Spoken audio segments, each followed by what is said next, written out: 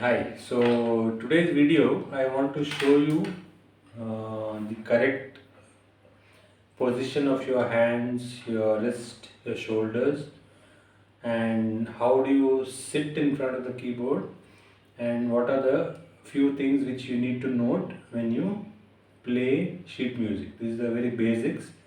I want you to make a note of this and then play accordingly, and if possible record your videos according to this format. Okay, so it is not only important what you play on the notes, what notes you play, it's also important how you play it. Okay, and in sheet music you don't need to memorize the notes. Okay, the idea is when you keep your fingers on the keyboard, you know exactly where your fingers are placed, right? So you don't have to look at the keyboard repeatedly. You most of the time your gaze is on the book, what you're reading. So it's like reading a language, reading a book, right? So this is how it goes. So if you have this, if you start off with our practical exercise in the keyboard, right? And in fact, this applies to most of the instruments what we play. It is more of a feel than looking. I mean, you do look sometimes, okay, but as a general rule, and especially when you start off, right? So you sit comfortably in front of the keyboard, right? Your legs are on the floor, your back is straight. Okay, this is very important. If you can call it like what, if you can call it as ergonomics or whatever. So now, when you play these exercises, right? Your right hand is on the upper C and your left hand is on the middle C, right?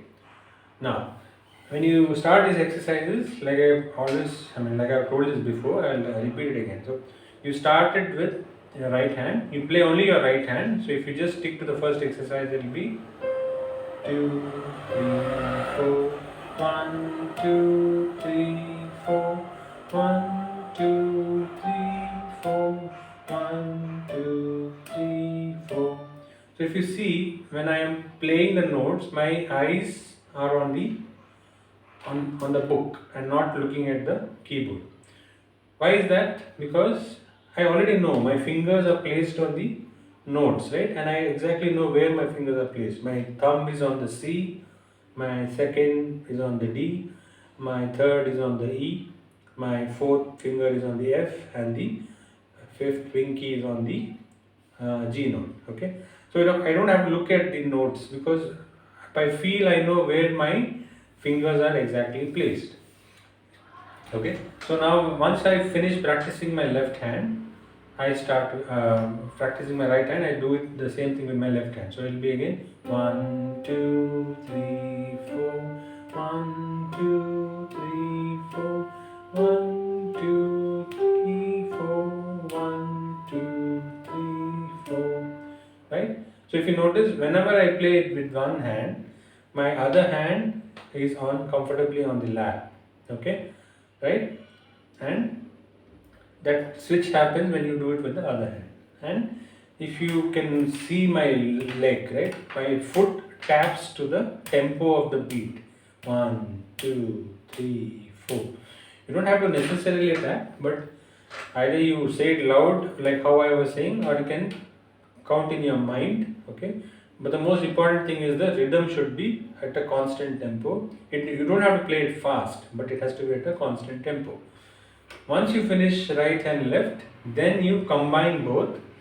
The reason why initially it will be a little tricky to play both is because your hands are mirror images, right? So your thumb of your right plays the C, whereas your pinky of your left plays the C, right?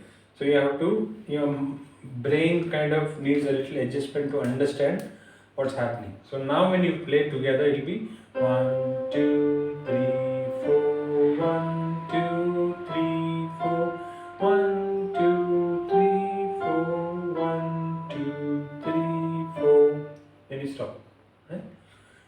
So this was the first exercise. The same way you go to the next.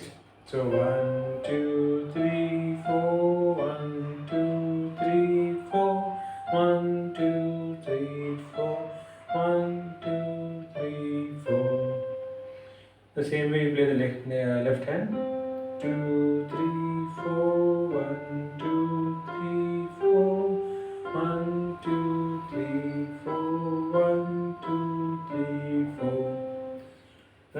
you combine both? 1, 2, 3, 4. 1, 2, 3, 4. 1, 2, 3, 4. 1, 2, 3, 4. Okay?